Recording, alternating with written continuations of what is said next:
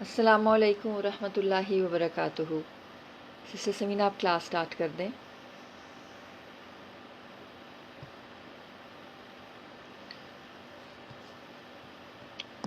السلام علیکم ورحمۃ اللہ وبرکاتہ۔ کیسے ہیں آپ سب ساتھی؟ الحمدللہ، اللہ تعالیٰ کو ہمیشہ اچھی صحت، لمبی زندگی، خوشیوں، برکتوں، رحمتوں، نعمتوں اور سکون والی عطا فرمائے، اور ہم سب کے لیے ہمیشہ اپنی رحمتوں کے دروازے اور خیر کے دروازے۔ اس دعا کے ساتھ آج کا لیسن شروع کرتے ہیں۔ سورۃ ہود اور آیا نمبر ہے 24۔ نحمدہ و نصلی علی رسولہ الکریم، اما بعد، اعوذ باللہ من الشیطان الرجیم من ہمزہ و نفخہ و نفثہ، بسم اللہ الرحمن الرحیم۔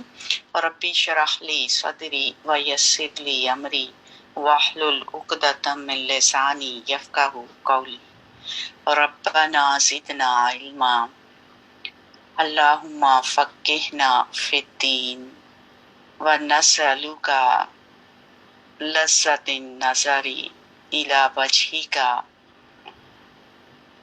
والشوق الی لقائک الہی، آمین۔ یا اللہ ہمیں اپنا دیدار نصیب فرمانا اور اپنی ملاقات کا شوق عطا فرمانا۔ سورۃ ہود آیا نمبر 25۔ پہلے ورڈ ٹو ورڈ ٹرانسلیشن، اس کے بعد پھر تفسیر۔ تو شروع کرتی ہوں۔ فرمایا اللہ سبحانہ و تعالیٰ نے، وا اور لا البتہ، قد تحقیق، ارسل بھیجا، نہ ہم نے، نوحن نوح علیہ السلام کو، ایلا طرف، قومی قوم کی ہی اس کی، انی بے شک میں، یا کے نیچے کسرہ اس لیے اس کا میننگ کیا ہے یا کا میں، ان کا ہے بے شک، انی بے شک میں، لا لکم تمہارے لیے، لا لیے کم تمہارے، نذیر ڈرانے والا ہوں، مبین کھلم کھلا واضح، ان لا نہ، تعبدو تم عبادت کرو، الا مگر، اللہ اللہ تعالیٰ کی ال کے ساتھ ہمیشہ فتح لگے گی اگر ہم توڑ کے پڑھیں گے۔ انی بے شک میں، اخافو میں ڈرتا ہوں، علیکم تم پر، عذاب عذاب سے، یومن دردناک، یوم دن کے، علیم دردناک۔ فاتو قالا کہا، الملاؤ سرداروں نے، الذین وہ لوگ، کفروا جنہوں نے کفر کیا، من سے قومی ہی اس کی قوم میں سے، ما نہیں، نارا کا ہم دیکھتے تم کو، نہ ہم را دیکھنا کا تم کو، نہیں ہم دیکھتے تم کو، الا مگر، بشرن ایک انسان، مثل مانند، نہ ہمارے ہمارے مانند یا ہمارے جیسا، و اور ما نہیں، نارا کا ہم دیکھتے تم کو،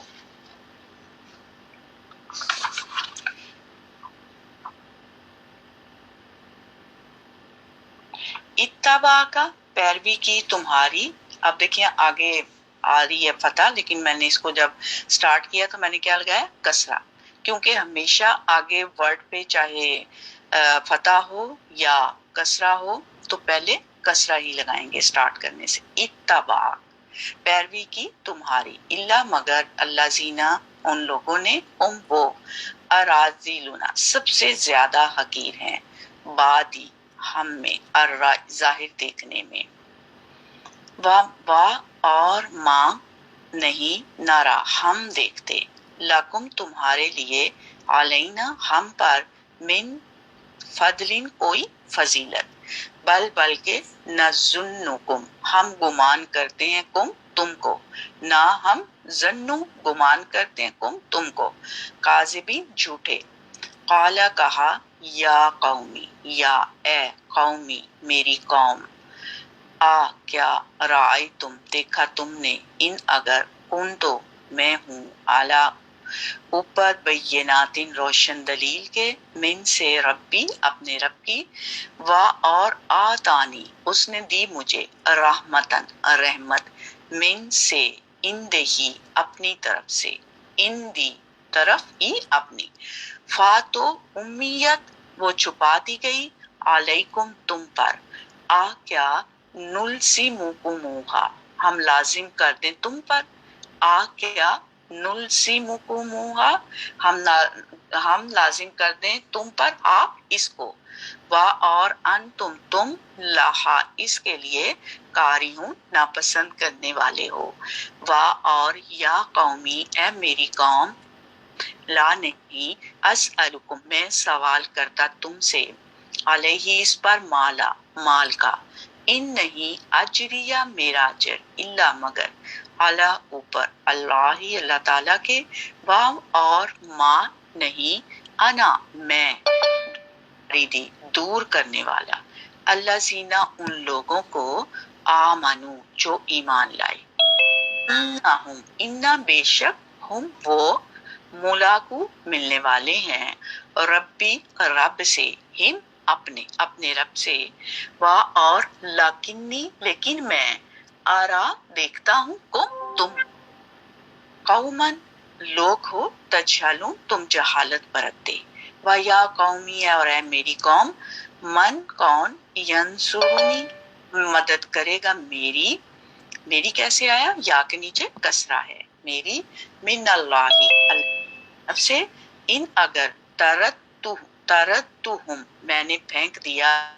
उनको, हम उनको, आ क्या फा भला ला नहीं, तज़क्करून तुम नसीहत हासिल करते, वा और ला नहीं अकूलू मैं कहता, लकुम तुम्हारे लिए, इंदी मेरे पास, खजाइनु खजाने हैं, अल्लाह ही अल्लाह ताला के, वा और ला नहीं आलमू मैं जानता, अल गैब गैब को, वा और ला नहीं अकूलू मैं कहता, इन्नी बेशक मैं, मलकुन फरिश्ता हूँ, वा और ला नहीं अकूलू मैं कहता, लिल्लाज़ीना उन लोगों के लिए, तज़दारी हकीर समझती हैं, आयुनुकुम निगाहें तुम्हारी, लन हरगिज नहीं, युक्तियाहुमुल्लाहु देगा उनको अल्लाह ताला, खैरा कोई भलाई, अल्लाहु अल्लाह ताला, आलमु ज्यादा जानता है,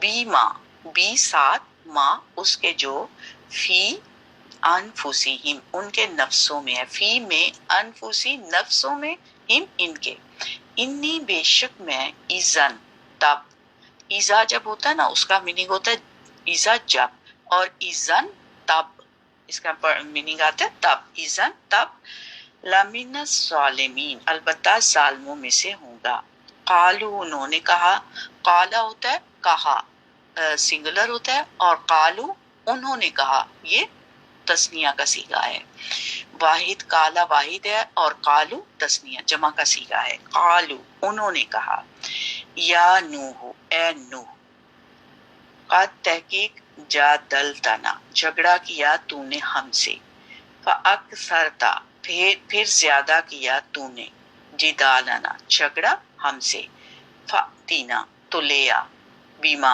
हमारे पास, ताइदुना साथ उसके जो तुम वादा करते हो, बीमा साथ उसके जो ताइदुना तुम वादा करते हो ना हमसे, इन अगर कुंता है तू मिनस सादिकीन सच्चों में से, क़ाला कहा, इन्नमा बेशक, यअतीकुम ले आएगा तुम्हारे पास, बीही इसको, अल्लाहु अल्लाह ताला, इन अगर शाह वो चाहेगा, वा और माँ नहीं अन तुम बी मोजिज़ीन आजिज करने वाले या हराने वाले, वा और ला ना यनफाउकुम फायदा दे सकती तुमको, नुसी मेरी खैर खाही, इन अगर अरदतु मैं इरादा करूं, अन ये के अन सहा मैं खैर खाही करूं, लकुम तुम्हारे लिए, इन अगर काना है, अल्लाहु अल्लाह ताला,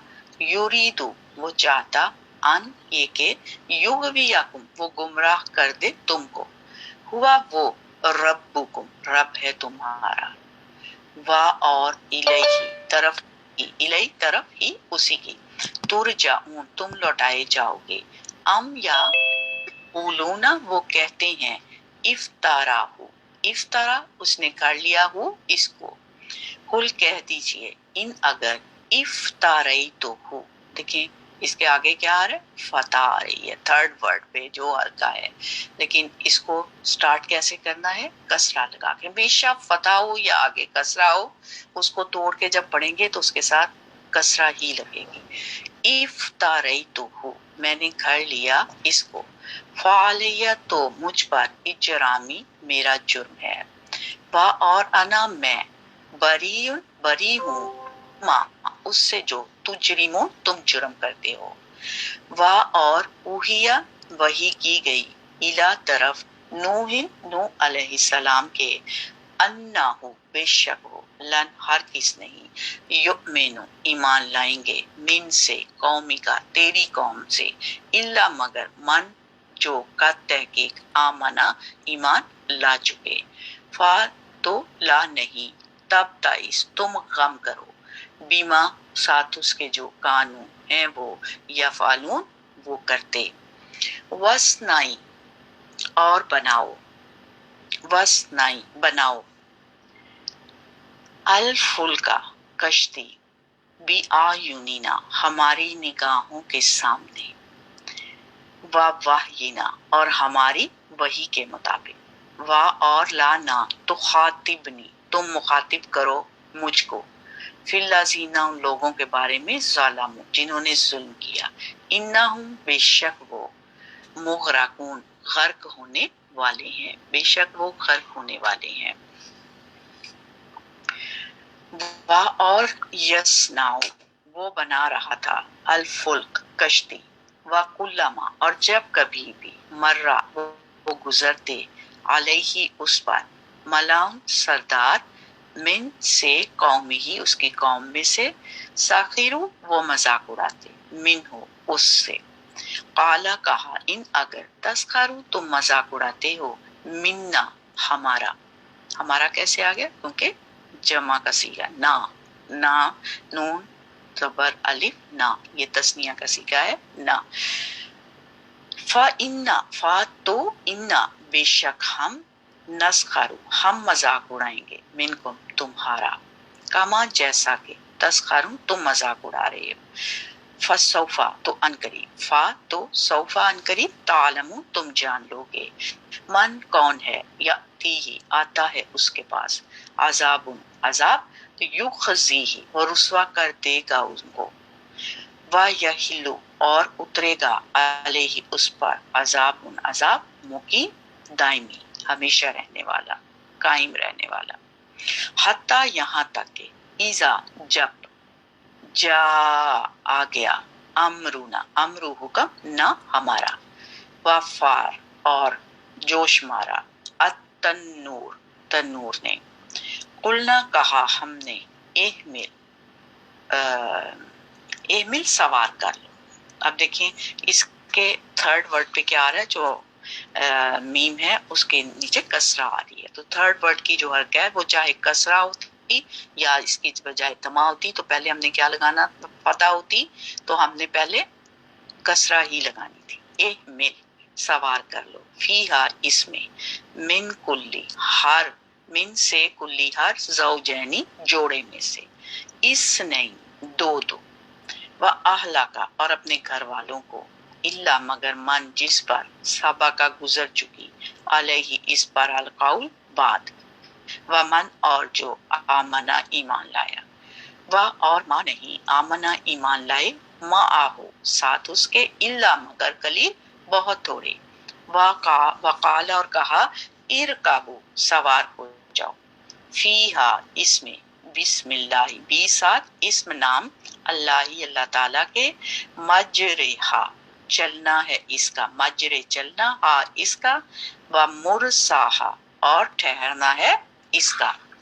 انا، بے شک، ربی، میرا رب، لا، البتہ، غفور، بخشنے والا، رحیم، مہربان ہے.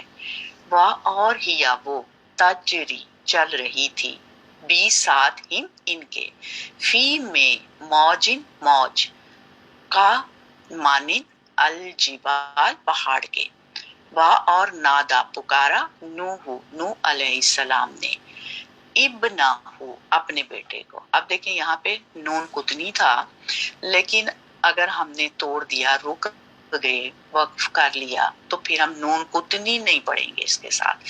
फिर हम आगे क्या आ रहा है, फतह आ रही है, लेकिन हम इसको कसरा, हम क्योंकि हमेशा फतह हो या कसरा उसके साथ कसरा लगा के पढ़ते हैं, तो फिर हम इसको इब्नाहु पढ़ेंगे। और अगर मैं ना तोड़ती तो फिर हमने ऐसे ही पढ़ना था, नूहु निब्नाहु, नून कुतनी के साथ। लेकिन चूंकि थोड़ा वक्फ किया, सांस लिया, सांस तोड़ा, तो इसलिए अब ये नून कुतनी नहीं पढ़ा जाएगा। इब्नाहु अपने बेटे को, वाह और काना था वो, फी में माजिलिन किनारे में, या ए बुनैया मेरे बेटे, इरकब सवार हो जा, माआना हमारे साथ, मा साथ ना हमारे, वा और ला ना ताकुन तुम हो, मा साथ अल काफिरिन इनकार करने वालों के। काला कहा उसने, सावी सा अन करीब, आवी मैं पनाह ले लूंगा, इला तरफ जबाली पहाड़ के, यासिमुनी वो बचाएगा मुझको, मिन से अलमा पानी। काला कहा, ला नहीं, आसिमा कोई बचाने वाला, अल यौमा आज, मिन से अमरी फैसले से, अल्लाह ही अल्लाह ताला के, इल्ला मगर मन जिस पर, रहीमा वो रहम करे। वाह और हाला हाइल हो गई, बैनाहुमा उन दोनों के दरमियान, अल मौज मौज, फकाना तो वो हो गया, फा तो काना हो गया वो, मिन से अल मुगरकीन गर्क किए जाने वालों में से।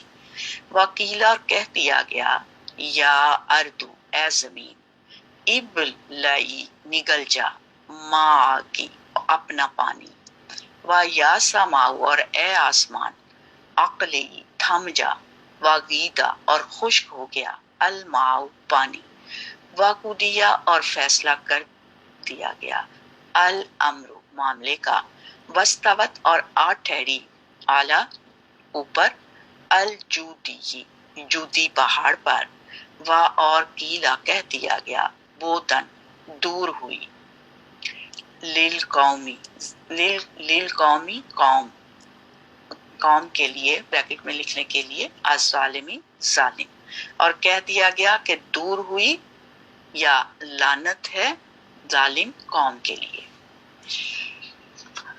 अल्हम्दुलिल्लाह, यहाँ पे हमारा वर्ड टू वर्ड ट्रांसलेशन हमारी मुकम्मिल हुई। अब शुरू करते हैं आज की तफसीर आया नंबर 25 से। फरमाया अल्लाह सुब्हानहू तआला ने, हम पढ़ने लगे हैं सूरत अब हजरत नूह अलैहिस्सलाम का वाक़या। तो फरमाया, वलकद और अलबत्ता तहकीक अरसलना नूहन इला कौमे ही, हमने भेजा नूह अलैहिस्सलाम को उसकी कौम की तरफ। नूह अलैहिस्सलाम को उसकी कौम की तरफ पैगंबर बनाकर भेजा। तो क्या कहा उन्होंने, नूह अलैहिस्सलाम ने अपनी कौम से, इन्नी लकुम नज़ीरुम मुबीन, बेशक मैं तुम्हारे लिए डराने वाला हूँ, खुल्लम खुल्ला यानी खोल कर सब कुछ बताने वाला। अल्लाह ताला ने दुनिया में बेशुमार पैगंबर भेजे और हर पैगंबर ने आकर यही अपनी कौम को पैगाम दिया। हर पैगंबर ने आकर अपनी कौम को अल्लाह के इस मंसूबे से आगाह किया कि अल्लाह ताला ने अपने बंदों को अपनी इबादत के लिए पैदा किया है, और जो भी इंसान अल्लाह की इबादत का हक अदा करेगा उसे इनामो इकराम से नवाजा जाएगा, और जो उससे रूगर्दानी करेगा उसके लिए खुल्लम खुल्ला नुकसान है। तो यहाँ पर नजीर इसी मानों में है, यानी डराने वाला। किनको डराने वाला? उन लोगों को जो गलत काम करें, उन लोगों को जो अल्लाह की बात ना माने, उन लोगों को जो अपनी तख्लीक का मकसद पूरा ना करें, तो उनके लिए जो है पैगंबर डराने वाला है उनको। फिर फरमाया आया नंबर 26 में, अल्लाह ताबुदू इल्लल्लाह, कि ना तुम इबादत करो मगर अल्लाह की। यानी क्या बताया? हर नबी ने आकर एक ही पैगाम दिया। पहला पैगाम क्या दिया? तौहीद का, कि ना तुम इबादत करो मगर अल्लाह की। यानी तमाम इंसानों की तख्लीक का मकसद, पैदाइश का मकसद क्या है? कि वो सिर्फ और सिर्फ अल्लाह की इबादत करें, सिर्फ और सिर्फ अल्लाह के आगे झुकें, सिर्फ और सिर्फ اللہ کو مدد کے لیے پکاریں، اپنا خالق، مالک، رازق، مشکل کشا، حاجت روا، سب کچھ اپنے اللہ کو مانیں، صرف اپنے اللہ کی عبادت کریں، صرف اپنے رب کی بات مانیں۔ ہر انسان کی تخلیق کا مقصد یہی ہے، اور ہر پیغمبر کے پیغام کا مقصد، پیغام بھی یہی ہے۔ کیا مقصد ہے؟ توحید، توحید کا پیغام۔ پھر فرمایا انی بے شک میں، اخاف میں ڈرتا ہوں، علیکم تم پر، عذاب یوم علیم، عذاب سے دردناک دن کے، یعنی اگر تم نے شرک کیا تو قیامت کے دن کا عذاب تمہیں آ پہنچے گا۔ اور یہی تھا معنی کس کا؟ نذیر مبین، جو ہم نے پیچھے آیا نمبر 25 میں بھی پڑھا کہ انی لکم نذیر مبین، بے شک میں تمہارے لیے ڈرانے والا کھلم کھلا۔ یہی تھا اس کا معنی نذیر مبین کا۔ تو نوح علیہ السلام کی دعوت کا خلاصہ دو چیزوں میں ہے۔ نمبر ایک، اللہ کی عبادت کرو، اور صرف اسی کی، یعنی اس کے ساتھ شرک نہ کرو، کسی اور کو اس کی عبادت میں شریک نہ کرو۔ اور دوسرا یہ کہ اگر تم نے یہ بات نہ مانی تو پھر تمہیں دردناک عذاب کا سامنا ہوگا، اور وہ کب؟ قیامت کے دن۔ تو قوم کا ری ایکشن، قوم کا پھر جواب کیا ہوا، کیا دیا انہوں نے؟ فقالا، تو کہا، الملا الذین، سرداروں نے، وہ لوگ کافرو جنہوں نے کفر کیا، من قوم ہی، اس کی قوم میں سے، یعنی قوم کے جن لوگوں نے نہیں مانا، ان میں سے جو بڑے لوگ تھے، اشرافیہ جو تھے، لیڈ تھے، وہ کہنے لگے، کیا کہنے لگے؟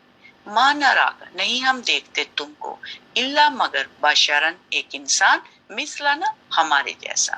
انہوں نے کیا کہا؟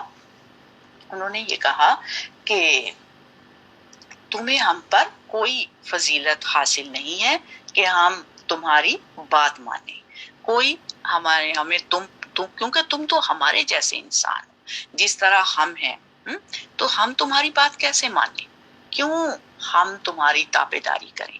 فرمایا وَمَا نَرَاكَ، اور نہیں ہم دیکھتے تم کو، اتبعَكَ، پیروی کی تمہاری، اِلَّا الَّذِينَ، مگر ان لوگوں نے، ہم اراذلنا، وہ سب سے زیادہ جو حقیر ہیں، یعنی ہمارے دیکھنے میں یہ آ رہا ہے کہ تمہارے فالورز جو ہیں وہ قوم کے رذیل ترین، ادنا درجے کے لوگ ہیں، کمزور، مفلوق الحال۔ اراذل جو ہے یہ ارزل کی جمع ہے، اور اس کا روٹ ورڈ کیا ہے؟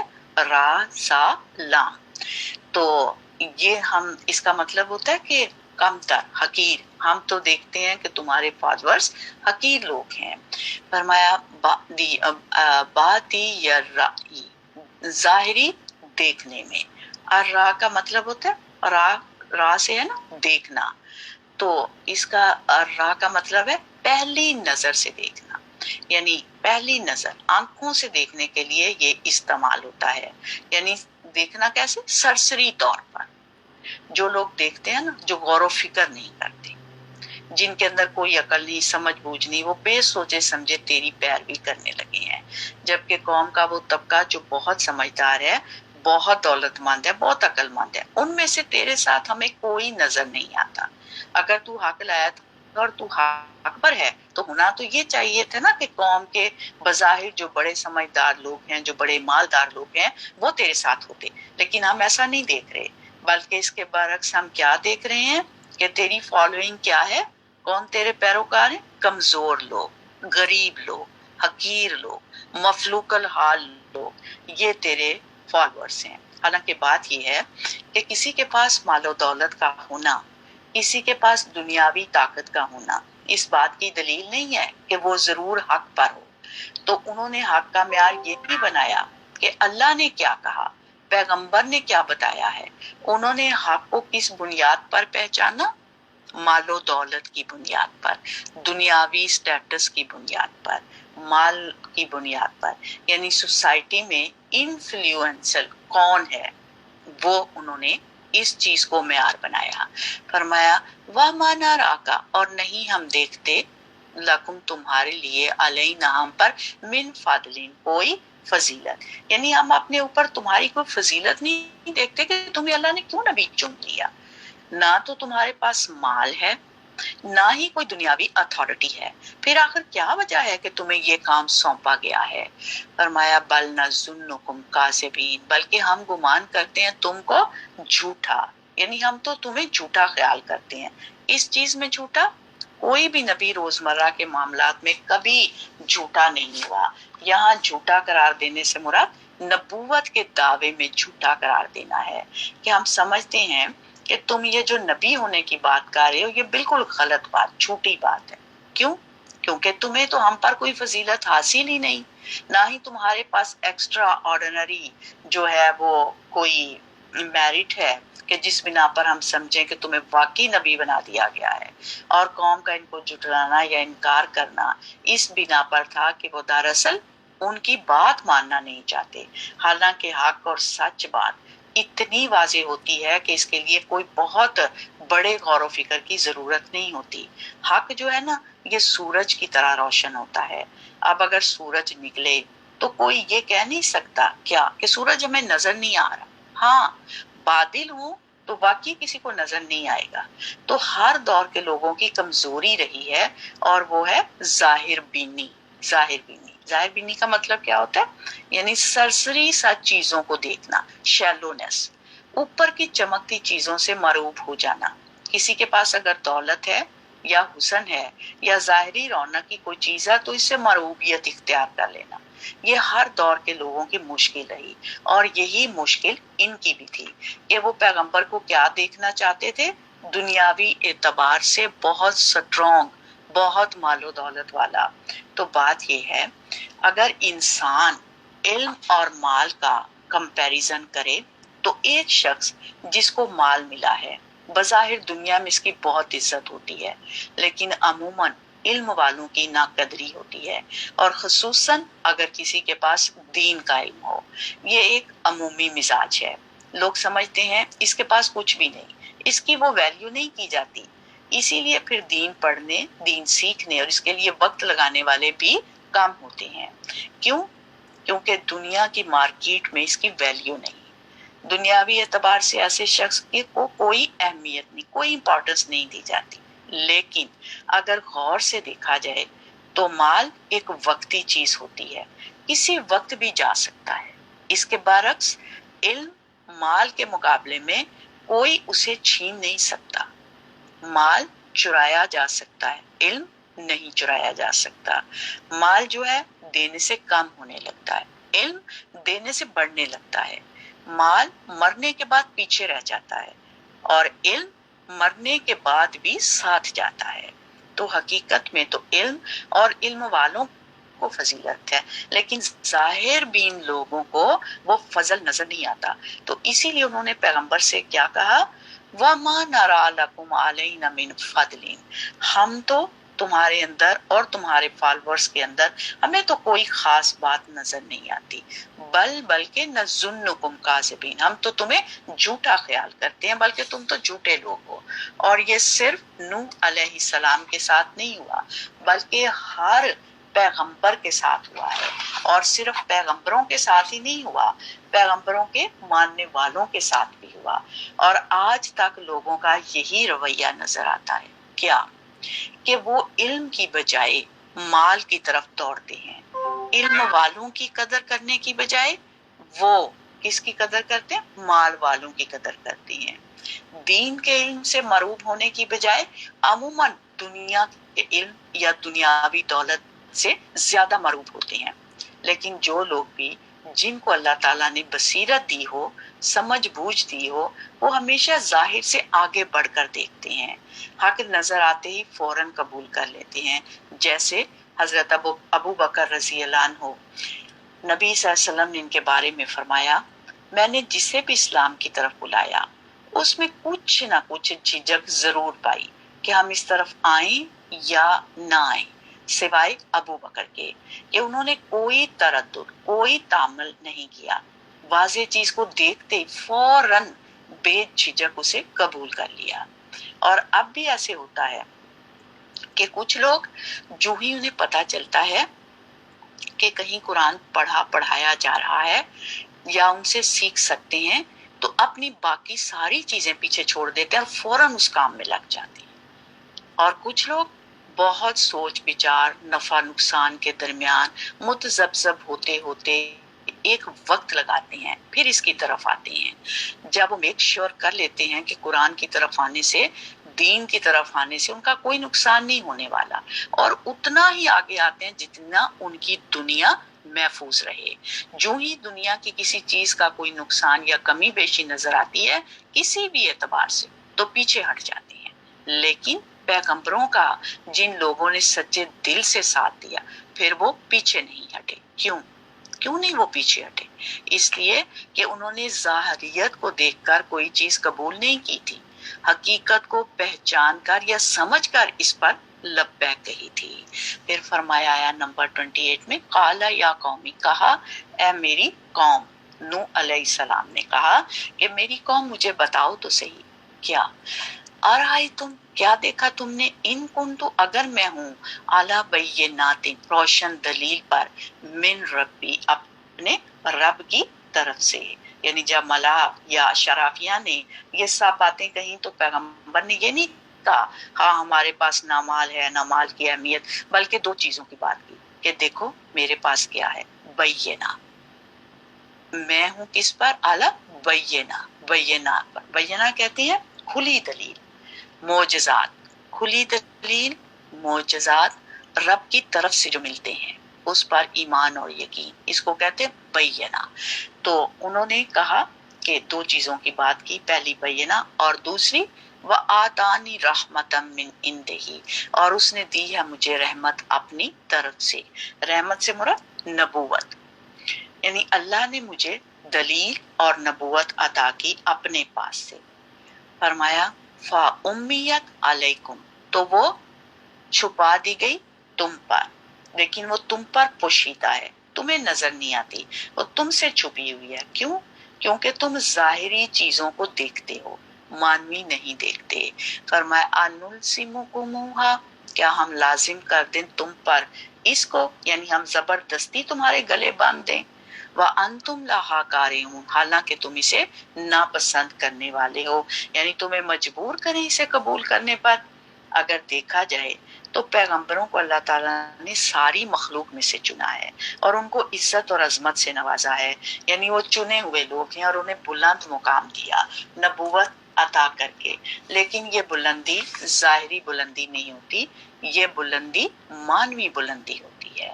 ایک ہوتی ہے نا مادی اور ایک ہوتی ہے مانوی، جیسے ایک ہوتی ہے ظاہری اور ایک ہوتی ہے باطنی۔ ظاہری ہوتی ہے جو نظر آ رہی ہوتی ہے، اور باطنی کون سی ہوتی ہے؟ جو چھپی ہوتی ہے۔ جیسے ایک ہوتا ہے نا لفظ، اور ایک ہوتا ہے اس کا آپ ایک لفظ پڑھتے ہیں وہ تو ظاہر نظر آ رہا ہوتا ہے آپ کو، ٹھیک، لیکن معنی کہاں ہوتا ہے؟ وہ اس کے اندر۔ تو اس کی بنا پر آپ اسے پہچان رہے ہوتے ہیں کہ یہ اس کا مطلب بنتا ہے۔ اب جیسے آپ کو انا نظر آ رہا ہے، ٹھیک ہے، اب اس میں جو ہے انا، اب جب اس کے ساتھ، اب اس میں یہ تو نہیں لکھا ہوا نا کہ بے شک ہم، صرف انا ورڈ ہمیں نظر آ رہا ہے، لیکن ہم کیسے کہیں گے کہ اس کا مطلب ہے بے شک ہم؟ اس لیے کہ ہمیں یہ پتا ہے کہ نا تسنیہ کا صیغہ ہے، ہم اس کے معنی کو جانتے ہیں کہ اس کے اندر کیا ہے، ورڈ یہ ہے اور اس کے اندر کیا ہے کہ یہ نا تسنیہ کا صیغہ اور نون کے اوپر تشدید ہے، اس کا مطلب ہے بے شک، انا بے شک ہم۔ تو ہم نے اس کو مانوی طور پہ اس کو جانا۔ لفظ کے اندر جو چیز ہے وہ ہوتی ہے مانوی، چھپی ہوئی ہوتی ہے، اور وہ ہمیں پھر لفظ تو نظر آ رہا ہوتا ہے لیکن معنی جو ہے وہ نظر نہیں آتا، لیکن اس کو پہچان رہے ہوتے ہیں کہ یہ اس کا مطلب بنتا ہے، وہ لکھا ہوا ساتھ نہیں ہوتا۔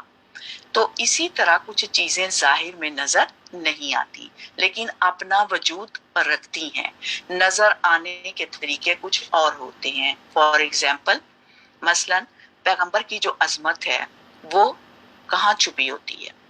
پیغمبر تو ہمیں نظر آ رہا ہے لیکن اس کی عظمت کہاں ہے؟ اس کے اخلاق میں، وہ اس کے اخلاق میں ہوتی ہے۔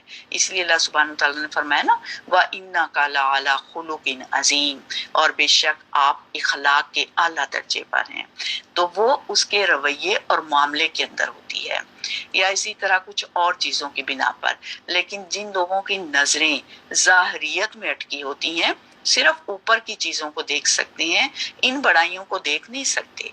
इसलिए पैगंबर ने कहा, तुम कहते हो कि हमें तुम पर कोई फजीलत नहीं, फजीलत तो है, और वो क्या है कि अल्लाह ने बैना अता की अपनी तरफ से, और अल्लाह ने अपनी तरफ से रहमत नबुवत अता कर रखी है, लेकिन वो तुम्हें नजर नहीं आती।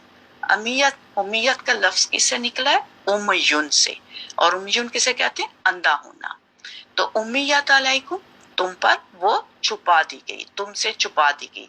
अब तुमसे चूंकि छुपी हुई है चीज, तुम्हें नजर नहीं आती, तो ये नहीं हो सकता कि हम जबरदस्ती मजबूर करके वो चीज तुम्हारे ऊपर डाल दें और तुमसे मनवा लें। ये नहीं कर सकते हम, और ना हमें करने को कहा गया है। नबी सल्लल्लाहु अलैहि वसल्लम से भी कहा गया ना, क्या? इन्ना मानता मुज़क्किर, बेशक आप नसीहत करने वाले हैं, लैसा अलैहिम बिमुसैतिर, आप इन पे जबरदस्ती करने वाले नहीं, यानी आप नसीहत करने वाले हैं, मुसल्लत होने वाले नहीं, जबर करने वाले नहीं, जबरदस्ती करने वाले नहीं। क्यों? क्योंकि दीन का मामला जबर का, जोर जबरदस्ती का मामला नहीं है। आप दूसरे को दलाइल से बात समझा दें, अगर वो समझता है तो ठीक है, अगर नहीं समझता तो आप इस पर जबर नहीं कर सकते, जबरदस्ती नहीं मनवा सकते। पैगंबर बड़ा है, अजीम है, लेकिन इसकी अजमत जोर जबरदस्ती से नहीं मनवाई जा सकती।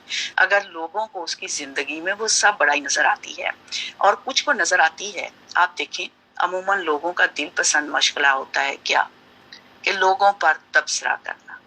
अगर आप किसी भी मजलिस में बैठकर खामोशी से लोगों की गुफ्तगू सुने, तो लोग अमूमन जिन लोगों से मरूफ होते हैं वो उनकी जाहिरी क्वालिटीज बयान कर रहे होते हैं कि देखो फलां का लिबास कैसा है, या जेवर कैसा है, गाड़ी कैसी है, या और भी इनके पास जो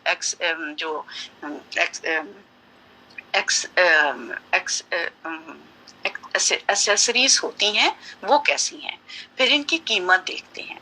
लेकिन कुछ लोग ये चीजें नहीं देखते। क्यों? क्योंकि उनकी ये चॉइस नहीं होती। वो इससे आगे देखते हैं। क्या इससे आगे देखते हैं? कि किसी शख्स का इखलाक कैसा है, अखलाक कैसा है, उसका रवैया कैसा है, उसका मामला कैसा है, उसका तरीका क्या है, उसका उठना बैठना कैसा है, उसका चाल चलन कैसा है। वो ये क्यों देखते हैं? क्योंकि उनकी नजर में ये अखलाक ज्यादा कीमत रखता है माल के मुकाबले में। क्यों? क्योंकि माल से ये चीजें हासिल नहीं की जा सकती। माल से आप जेवर तो ले सकते हैं जिससे आप वक्ती तौर पर अपने आप को सजा लें, लेकिन माल से कोई अखलाक नहीं आप खरीद सकते। इसको इख्तियार करने के लिए आपको मेहनत करनी पड़ती है, कोशिशें करनी पड़ती हैं, अपनी आदतों को बदलना पड़ता है, गुस्से पर कंट्रोल करना पड़ता है, सब्र से काम लेना पड़ता है, माफ करना पड़ता है, अपनी आदतों को बदलना पड़ता है। और अपनी आदतों को बदलना सबसे ज्यादा मुश्किल काम है। वो कहते हैं ना कि अगर कोई ये कहते कि फलां पहाड़ अपनी जगह से टल गया है तो मान जाओ कि टल सकता है, लेकिन अगर कोई ये कहे कि फलां ने अपनी फलां आदत छोड़ दी तो ये ना मानो। क्यों? क्योंकि बुरी आदतें छोड़ना इंतहाई मुश्किल है। इसके लिए रिपीटेडली कोशिश करनी पड़ती है, ज्यादा मेहनत करनी पड़ती है, जितनी एक पहाड़ को अपनी जगह से हिलाने के लिए करनी पड़ती है उतनी मेहनत बुरी आदतों को छोड़ने के लिए करनी पड़ती है। एक ही दफा में नहीं छूटती, इसके लिए हर वक्त कोशिश करनी पड़ती है, बार बार रिपीटेडली कोशिश, रिपीटेडली मेहनत ज्यादा। और पैगंबरों को तो अल्लाह ताला ने अपनी खास रहमत से ये चीजें अता की हैं। वो सबसे बढ़कर सादक और अमीन और लोगों के सच्चे खैर खा होते हैं। फिर फरमाया नंबर 21 में, या कौमी, और है मेरी कौम, ला अस्अलुकुम, नहीं मैं सवाल करता तुमसे, या नहीं मैं मांगता तुमसे, अलैहि, इस पर, माला, माल। नूह अलैहिस्सलाम अपनी बात कंटिन्यू करते हैं, किस काम पर? मैं तुमसे कुछ नहीं मांगता, तबलीग के काम पर। ये जो अल्लाह की तरफ से मैं तुम्हें पैगाम पहुंचा रहा हूँ, इसके तुमसे दुनिया का ज़ाहिरी फायदा मैं नहीं मांगता, इस पर मैं तुमसे कोई अजर तलब नहीं करता। और हर पैगंबर ने यही कहा। क्यों कहा? इसलिए कि दावा का काम खालिस्तन आखरत का काम है, आखरत के फायदे का काम है। लिहाजा जो शख्स लोगों को दीन की तरफ बुलाता है اس کے لیے لازم ہے، کیا لازم ہے؟ کہ وہ ان سے دنیا کے کسی بھی فائدے کی توقع نہ رکھے کہ جواباً وہ اس کو کیا دیں گے، جواب میں اسے کیا ملے گا۔ اسے جو کچھ ملنے والا ہے وہ بہت بڑا ہے اللہ سبحانہ تعالیٰ کی طرف سے، لہٰذا وہ لالچ نہیں کرتا۔ تو یہی بات وہ کہتے ہیں کہ اے قوم تم دیکھتے نہیں ہو، اب وہ جو مانوی بڑائی ہے نا اس کا ذکر کیا جا رہا ہے، کہ دیکھتے ہو کہ میں تم سے کچھ مانگتا نہیں، کچھ چاہ نہیں رہا۔ اور یہ ایک بہت بڑی اخلاقی صفت ہے کہ بغیر کسی غرض کے، بغیر کسی لالچ کے، بغیر کسی مفاد کے کسی کے ساتھ خیر خواہی کرنا اور بھلائی کرنا۔ آج کی مادی دنیا میں آپ دیکھیں ایسے لوگ کتنے کم ہیں، بہت کم، کہ بے غرض ہو کے، سیلف لیس ہو کر کسی نام و نمود اور نمائش اور کسی دنیاوی فائدے کی کوئی تمنا رکھے بغیر کام کرتے ہوں، اور وہ کرتے ہی رہتے ہیں۔ کوئی ان کی تعریف کرے یا نہ کرے، کوئی ان کا شکریہ ادا کرے یا نہ کرے، وہ کس لیے کر رہے ہیں؟ إِلَّا ابْتِغَاءَ وَجْهِ رَبِّهِ الْأَعْلَىٰ وَلَا سَوْفَ يَرْضَىٰ، اپنے رب اعلیٰ کی رضا حاصل کرنے کے لیے، اور وہ یقیناً راضی ہو جائے گا۔ اور یہ پیغمبرانہ اخلاق ہے، یہ بہت بڑی خوبی ہے، بہت عظمت کی بات ہے جو عموماً لوگوں کو نظر نہیں آتی۔ اور اگر کوئی کرتا بھی ہو تو خاندان والے اس کو کیا کہنے لگتے ہیں؟ بے وقوف۔ کیوں کہتے ہیں بے وقوف؟ اس لیے کہ وہ ظاہری پیمانوں سے دیکھتے ہیں کہ اس کو کچھ ملے تو اسے یہ کرنا چاہیے، اور اگر نہیں مل رہا تو یہ کیوں کسی کی خیر خواہی کر۔ تو جو بے غرض ہو کر کسی کی خیر خواہی کرتا ہے لوگ اسے کیا کہتے ہیں؟ بے وقوف۔ نہ اس کا کوئی شکریہ کہتا ہے اس کو، نہ ہی اس کو کبھی کسی نے کوئی امپورٹنس دی ہے۔ ایسا بے وقوف پھر بھی بھاگ بھاگ کے ان کے لیے یہ کر رہا ہے وہ کر رہا ہے، پھر بھی خیر خواہی۔ کتنا بے وقوف۔ تو مل تو اس کو کچھ نہیں رہا، لیکن جو لوگ کرتے ہیں نا یہ کام وہ کرتے ہی رہتے ہیں، وہ کسی کے کہنے سے رکتے نہیں ہیں، کیونکہ وہ تو اپنے رب کے لیے کر رہے ہیں، اپنے رب کی رضا حاصل کرنے کے لیے کر رہے ہیں۔ اور کیا ہے؟ وَلَا سَوْفَ يَرْضَىٰ، وہ یقیناً راضی ہو جائے گا ایسے لوگوں سے جو یہ کسی کی خیر خواہی بغیر کسی لالچ کے بے غرض ہو کر کرتے ہیں۔ نہ انہیں شکریہ چاہیے ہوتا ہے، نہ انہیں تعریف چاہیے ہوتی ہے، ان کا صرف یہ ہوتا ہے دل کہ اللہ قبول کر لے اور اللہ مجھے اس پہ اجر دے دے، صرف اب میرا رب مجھ سے راضی ہو جائے، اور کچھ نہیں مجھے کسی سے چاہیے۔ فرمایا تو وہ پھر کر رہے ہوتے ہیں خیر خواہی۔ اب پیغمبر لوگوں کو جنت کی طرف بلا رہے ہیں اور ہمیشہ کی خوشی کی طرف بلا رہے ہیں، تو لوگ انہیں کیا کہہ رہے ہیں؟ جھوٹا کہہ رہے ہیں، لوگ انہیں جھوٹا کہہ رہے ہیں، اور انہیں گالیاں دی جا رہی ہیں کہ یہ بیوقوف، جادوگر، ساحر، جھوٹے، اور انہیں ان کے ساتھ زیادتیاں کی جا رہی ہیں۔ اس پر بھی وہ رکتے نہیں اور اپنا کام کیے جا رہے ہیں۔ اس سے بڑی عظمت اور کیا ہو سکتی ہے کہ انسان دوسروں کے پتھر کھا کے بھی مسکرائے اور دوسروں کی گالیاں سن کر بھی بدمزہ نہ ہو، اور جو کام کر رہا ہے اس کو کرتا چلا جائے۔ اس سے بڑا اخلاق کیا ہوگا؟ ہوگا کوئی ایسا اخلاق؟ اور یہ اخلاق کسی کو نظر کیوں نہیں آتا؟ یہ اخلاق زیادہ قیمتی ہے یا مالدار ہونا زیادہ قیمتی ہے؟ آپ خود اس کا فیصلہ کریں کہ اخلاق زیادہ قیمتی ہے یا مالدار ہونا زیادہ قیمتی ہے۔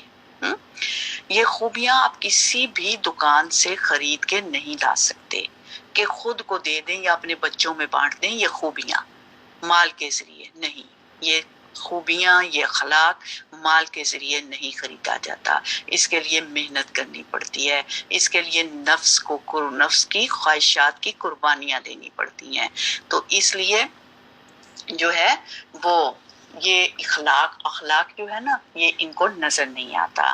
تو فرمایا ان اجریہ، میں نہیں میرا اجر، الا مگر اللہ، اللہ پر، میرا اجر میرے اللہ کے ذمہ ہے، میں تم سے کچھ نہیں مانگتا، میں صرف اپنے رب سے اس پر اجر اس سے لوں گا۔ وما انا، اور نہیں میں، بطاردی، دور کرنے والا، اللہ زینا، ان لوگوں کو، آمنو، جو ایمان لائے ہیں۔ طارد کا لفظ جو ہے نا یہ تردا سے ہے، اور اس کا روٹ ورڈ ہے تا را دال۔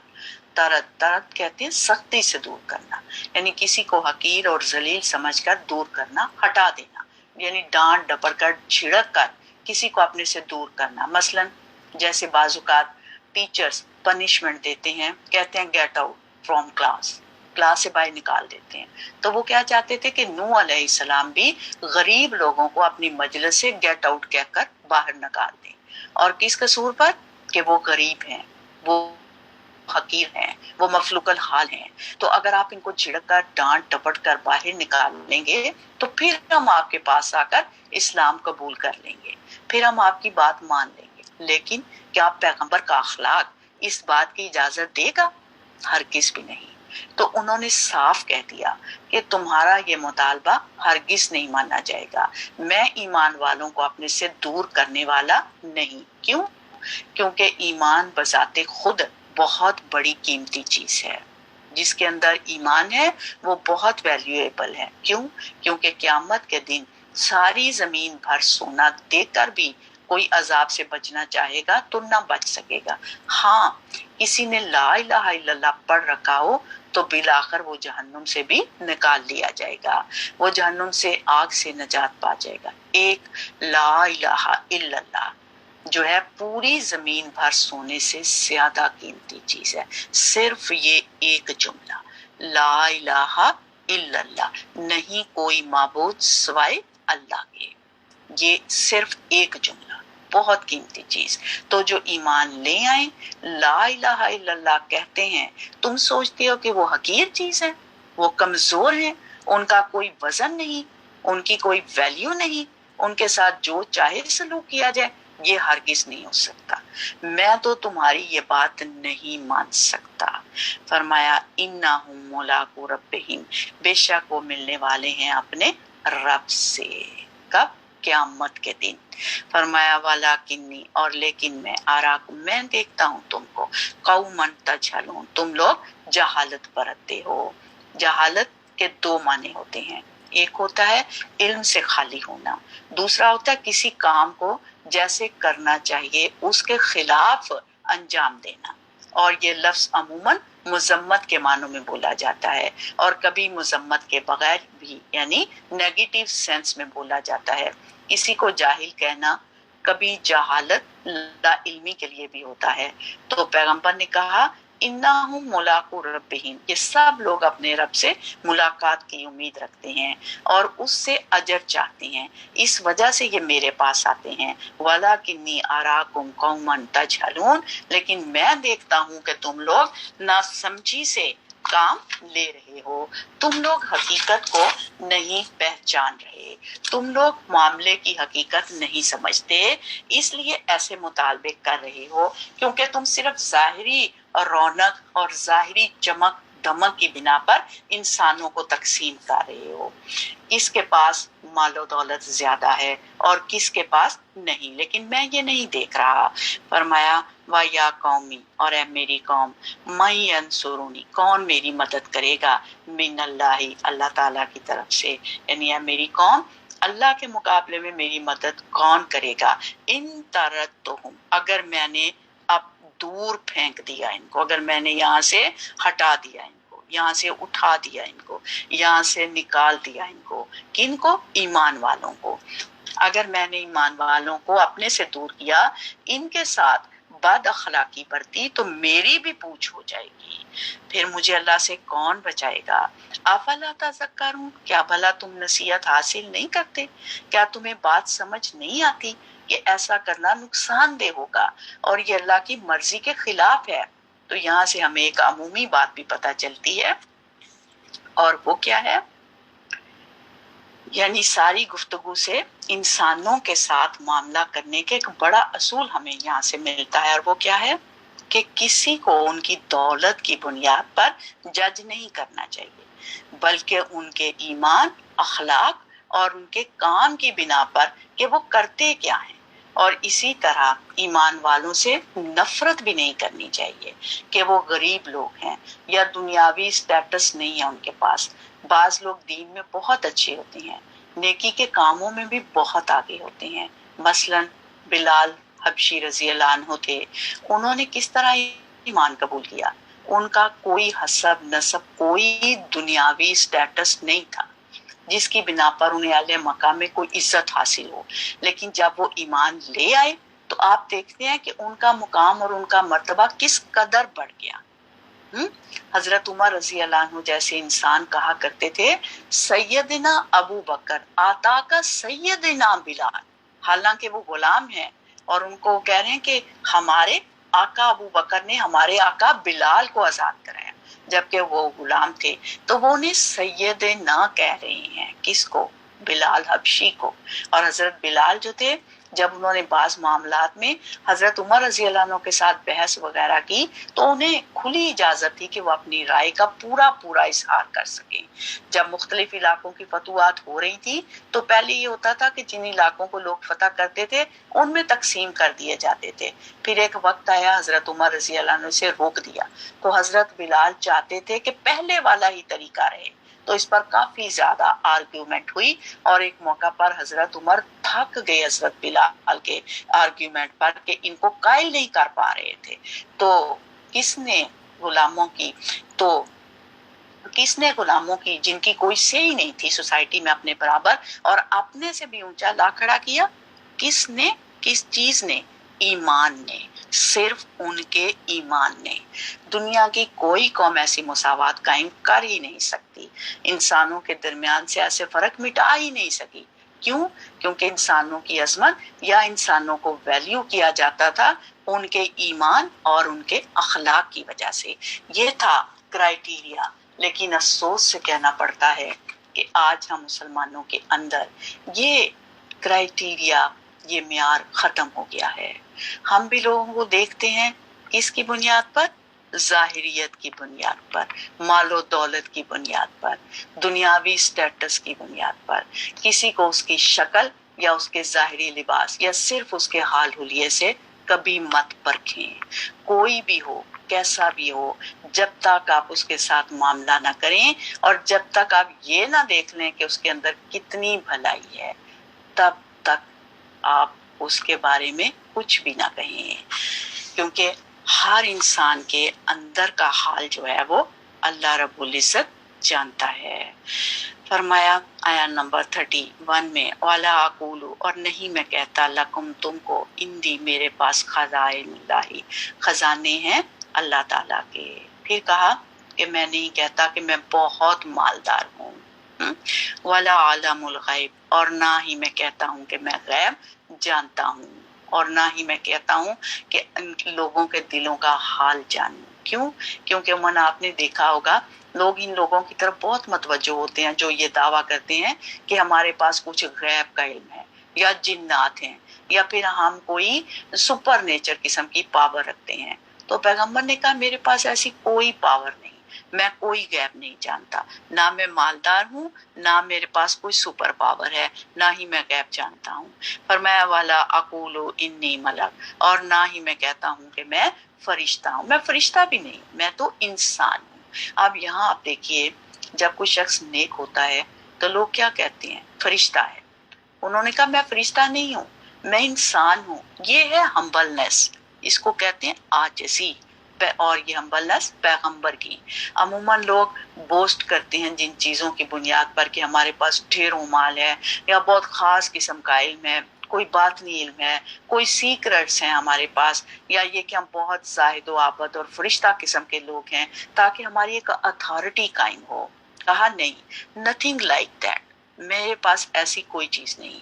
وہ تو ایک بینہ دلیل اور نبوت لے کر آئے تھے، لوگوں کو اللہ سے جوڑنے آئے تھے، اپنی اہمیت جتانے نہیں آئے تھے، یا اپنے آپ کو منوانے نہیں آئے تھے، یا اپنے آپ کو لوگوں کے سامنے بڑا ظاہر کرنے نہیں آئے تھے۔ یہاں سے ایک اور بات پتہ چلتی ہے کیا؟ کہ جو شخص دین کی دعوت دے اس کے اندر کیا اخلاق ہونا چاہیے کہ لوگوں کو اللہ سے جوڑے، نہ کہ اپنا مرید بنا لے اور ایک ہیبت ان پر قائم کرے۔ پھر فرمایا وَلَا أَقُولُ، اور نہیں للذین، ان لوگوں کے لیے تزدری حقیر سمجھتی ہیں آیونکم، نگاہیں تمہاری، یعنی سوسائٹی کے ایمان والے جن کو تم چھوٹا سمجھتے ہو، میں ان کے بارے میں یہ نہیں کہتا جو تم کہہ رہے ہو۔ فرمایا لن یؤتیہم اللہ خیرا، ہرگز نہیں دے گا اللہ ان کو کوئی بھلائی، یعنی تم یہ کہتے ہو کہ اللہ ان کو خیر نہ دے گا، اور خیر کے معنی ہوتے ہیں ہر طرح کی بھلائی، مال وغیرہ، इनके हालात दुनिया में भी बदल सकते हैं और आखिरत में अल्लाह ने जो कुछ इनके लिए तैयार कर रखा है वो सबसे अच्छा है और इससे तो कई गुना अच्छा जो तुम्हें दुनिया में मिला है। और इसमें भी जिंदगी का यहाँ से भी एक आम असूल निकलता है, वो क्या कि कभी इंसान किसी को उसकी गुर्बत की वजह से, उसके दुनियावी स्टेटस की वजह से, उसके माल की कमी की वजह से हकीर न समझे। क्यों? क्योंकि इंसान के हालात बदलते देर नहीं लगती। जैसे एक शख्स जो गरीब होता है या उसके बच्चे बहुत मुश्किल में पले होते हैं, बड़े होकर वो कहीं ज्यादा कामयाब हो जाते हैं दुनियावी एतबार से बनिस्बत उन लोगों के जो बहुत मालदार होते हैं, उनके बच्चे ज्यादा निकम्मे निकलते हैं। ऐसा भी होता है, दुनिया में ही लोग अपनी आंखों से देखते हैं इन्हें फिरते हुए। तो जिन लोगों को भी तुम हकीर समझ रहे हो, उनके दीन की बिना पर और उनकी दुनिया की कमी की बिना पर, मैं ये नहीं कहता कि इनको कभी खैर नहीं मिलेगी, ये तो सब अल्लाह के हाथ में है, जब चाहे किसी को किसी चीज से नवाज दे। और आप देखिए कि वो सहाबा कराम जिन्होंने नबी सल्लल्लाहु अलैहि वसल्लम के साथ फाका ज़दा होकर जंगें लड़ी थी, क्या हालत थी सबकी। दीगर जंगों में भी जब हजरत अबू बकर और फिर हजरत उमर रजी अल्लाह अन्हुम के दौर में फतूहात होने लगी, तो हर एक के पास किस कदर माल आया। दुनिया में अल्लाह ने इनके दिन फेर दिए, दुनिया में ही अल्लाह ने इनके दिन फेर दिए। फरमाया अल्लाहु अअलमु बिमा फी अनफुसिहिम, अल्लाह ताला ज्यादा जानता है साथ उसके जो उनके नफ्सों में है, यानी उनके ईमान को। अल्लाह के नजदीक जाहिर और बातिन में से किसकी अहमियत ज्यादा होती है, जाहिर की या बातिन की? बातिन की। और बातिन के अंदर क्या होता है? हमारा ईमान। अल्लाह के यहाँ ईमान की कीमत दौलत से ज्यादा है। अल्लाह किसी का जाहिर और माल या डिग्रियां या हुस्न नहीं देखता, अल्लाह ईमान और तकवा देखता है। तो हमें भी लोगों को किस बुनियाद पर अहमियत देनी चाहिए? उनके तकवा की बुनियाद पर, उनके अखलाक की बुनियाद पर, उनके रवैये की बुनियाद पर। तो इस आया की रोशनी में खुद को हमें चेक करना है कि मैं लोगों को किस बुनियाद पर अहमियत देती हूँ। क्योंकि अल्लाह बातिन के साथ, ईमान और तकवा के साथ मामला करता है, वो ज़ाहिरी हुस्न और ज़ाहिरी ज़ेबो ज़ीनत को नहीं देखता। तो हम किसी की नीयत पर शक नहीं कर सकते, किसी के अंदर किसी के बातिन के बारे में कोई जजमेंट नहीं दे सकते। किसी के बारे में भी क्या पता उसके हालात कैसे हैं, उसके साथ क्या वाकयात हैं, वो ऐसा क्यों कर रहा है। हम किसी के बारे में किसी को भी जज नहीं कर सकते, बिल्कुल भी नहीं कर सकते। किसी के साथ मामला क्या चल रहा है, अगर मैं ऐसा करूं तो फरमाया इन्नी, बेशक मैं इज़न तब लामिनस ज़ालिमीन, अलबत्ता जालिमों में से हूँगा। तो ये इंसानों के साथ मामला, इंसानों के साथ सलूक तवज्जो मांगता है।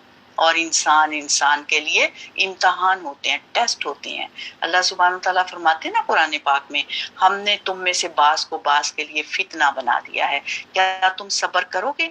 बाज़-औक़ात गरीब अमीरों के लिए, जाहिल आलिम के लिए, इसी तरह और लोग एक दूसरे के लिए बहुत बड़ा फितना होते हैं, बहुत बड़ा टेस्ट होते हैं, बहुत बड़ा इम्तहान होते हैं।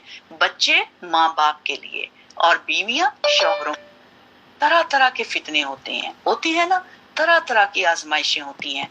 तो इन मामलात में जजमेंट, किसी से मामला करते वक्त उसकी ज़ाहिरी हालत पर न जाएं, ना पहले से कुछ एज्यूम कर लें कि ये शख्स मुझे लगता ही खराब है और ये है ही ऐसा, जब तक कि वो अपनी किसी बात से या किसी रवैये से साबित ना करते, तो कोई जजमेंट ना दे इसके बारे में, किसी के बारे में, किसी की ज़ाहिरी हालत को देखकर किसी के बारे में कोई भी आप अपनी राय कायम ना करें, एज्यूम ना कर लें कि ये है ही ऐसा, पता नहीं उसके अंदर बात क्या है। जैसे एक लेडी बता रही थी कि वो ट्रेन में सफर कर रही थी, एक कपल बैठा हुआ था और एक सामने एक उसका बाप और वो बेटा बैठे हुए थे। तो थोड़ी सी वो ट्रेन चल रही थी जब, तो वो थोड़ी देर बाद बच्चा कहे, हुई बाबा वो देखो बाहर درخت، یہ دیکھو بادل، یہاں پہ یہ رنگ، اس طرح سے وہ ایسے، اور کوئی 19-20 سال کا بچہ ہوگا وہ تھوڑی دیر بعد پھر ایسے کہے، پھر ایسے کہے. تو وہ جو کپل بیٹھا ہوا تھا وہ کہتے ہیں کہ آپ کو چاہیے آپ اپنے بیٹے کو نا کسی ڈاکٹر کو دکھائیں. تو اس کا باپ کہنے لگا کہ ابھی ڈاکٹر کو ہی دکھا کے آ رہا ہوں. کہتی ہیں لگ تو نہیں رہا، اس کی حرکتیں جو ہیں وہ لگ تو نہیں رہی کہ اس کا کوئی آپ علاج کروا رہے ہیں. وہ کہتے نہیں اسی کو دکھا کے آ رہا ہوں اور اس کا علاج ہوا ہے. یہ دیکھ نہیں سکتا تھا تو آج ہی اس کی آنکھوں کی بینائی واپس آئی ہے ابھی ڈاکٹر سے. تو وہ یہ باہر دنیا دیکھ رہا ہے، تو اس لیے وہ اس طرح سے کہ اس نے اتنے سال دیکھا ہی نہیں کہ باہر کی یہ دنیا، یہ رنگ، یہ کیا ہوتے ہیں. تو وہ اس لیے اچھل اچھل کے یہ اس چیز کے لیے کر رہے ہیں کہ وہ دیکھ ہی آج رہا ہے. تو وہ ایک دم حیران ہو گئے کہ اگر ہم نہ پوچھتے تو کیا کہتے وہ اس کو گھر جا کر کہ کتنا بیوقوف سا لڑکا تھا ان کا، کیسا تھا، کس طرح سے تھا. تو وہ جو ان کے اندر کی ایک کہانی تھی وہ تو اس کو نہیں پتا تھی، وہ تو ظاہر کو دیکھ کے کہہ رہے تھے کہ اس کا علاج کروائیں، اتنا بڑا لڑکا یہ کیا حرکتیں کر رہے ہیں آپ کی. تو کبھی بھی ہم کسی کو دیکھ کر پتہ نہیں اس کے پیچھے کہانی کیا ہے، اس کے ساتھ کیا ہے حالات، تو کبھی ججمنٹل نہ ہو، کبھی نہ کہیں کہ یہ شخص جو ہے، کبھی کسی کی ظاہری حالت پر نہ جائیں کہ یہ مجھے لگتا ہی خراب ہے اور یہ ہے ہی ایسا، جب تک کہ وہ اپنی کسی بات سے یا کسی رویے سے ثابت نہ کر دیں تو کوئی ججمنٹ نہ دیں. اب انہوں نے کہا کہ اچھا ہوا ہم نے پوچھ لیا تو بات واضح ہوگی، نہیں تو ہم نے یہی کہنا تھا کہ کس طرح کا احمق سا لڑکا ہے. ہم ایسے ہی ایک رائے قائم کر لیتے اور خود ہم جو تھے وہ اس بات پہ گناہگار ہو جاتے. تو اس لیے کبھی کوئی ججمنٹ نہ دیں کسی کے بارے میں بھی، کسی بھی بارے میں کسی کے لیے ہم ججمنٹل، اللہ ہمیں بنایا ہی نہیں ہے، کیونکہ ہم کسی کے باطن کو، کسی کے اندرونی حالات کو ہم نہیں جانتے. ہم صرف ظاہر کو دیکھ کر رائے قائم کر لیتے ہیں، یہ نہیں کرنی چاہیے. کیونکہ اللہ عالم بما فی انفسہم، اللہ زیادہ بہتر جانتا ہے انسان کے اندرونی حالات کو. پھر فرمایا آیت نمبر 32 میں، قالو، کہا انہوں نے، یا نوح، اے نوح علیہ السلام. جب وہ نوح علیہ السلام کی باتوں سے لاجواب ہو گئے تو کہنے لگے، یا نوح، اے نوح، قد جادلتنا، تحقیق جھگڑا تو نے کیا ہم سے. کہ اے نوح علیہ السلام تو ہم سے جھگڑتا ہے. نوح علیہ السلام کا سمجھانا ان کے نزدیک کیا تھا؟ جھگڑا. فَأَكْثَرْتَ جِدَالَنَا، پھر زیادہ کیا تو نے ہم سے جھگڑا، بحث اور جھگڑا. ان کا جو سمجھانا تھا نوح علیہ السلام کو، وہ لوگوں کو بحث اور جھگڑا لگا کہ تو بہت بحثیں کرتا ہے، بہت کثرت سے تو نے بحثیں ہم سے.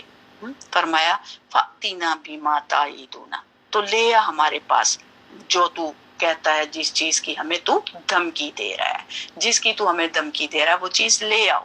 ان کنت من الصادقین، اگر ہے تو سچوں میں سے، اگر تم سچے ہو تو کیا کرو، لے آؤ عذاب. نوح علیہ السلام نے حالانکہ کوئی جھگڑا نہیں کیا تھا، نہ کوئی مناظرہ کیا تھا، وہ سنجیدگی کے ساتھ ان کی باتوں کا جواب دے رہے تھے تاکہ وہ لوگ معاملے کو سمجھیں. تو ان کی بیکار باتوں کے جواب میں جب ٹھوس دلیل سامنے آئی تو اس کو انہوں نے کیا قرار دیا؟ جھگڑا، بحث. تو جو لوگ بھی حق بات سننا نہ چاہیں وہ عموماً اسی قسم کا رسپانس دیتے ہیں، اور جدال کہتے ہیں باہم جھگڑے اور ایک دوسرے پر چھا جانے کے لیے گفتگو کرنا، یعنی دوسروں کو باتوں سے دبا لینا.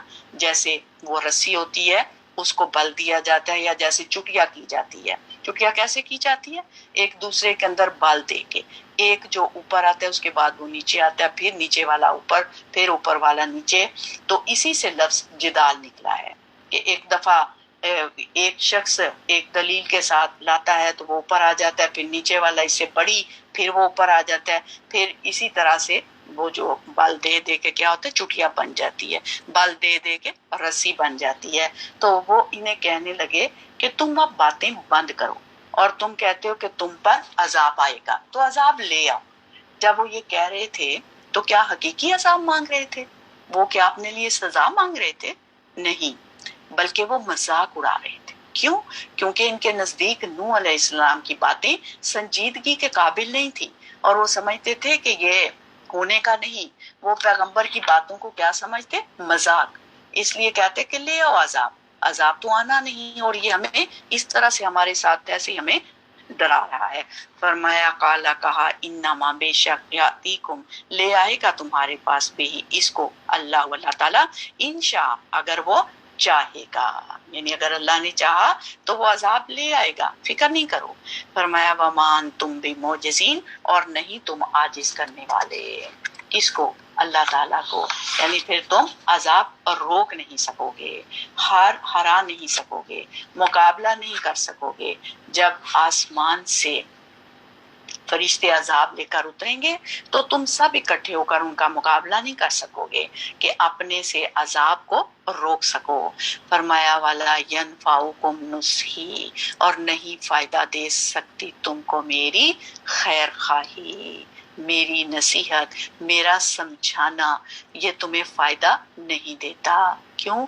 کیونکہ ہر نعمت اللہ نے بن مانگے دی ہے، اور یہ نصیحت، ہدایت وہ نعمت ہے جو بن مانگے نہیں ملتی۔ کس کو ملتی ہے؟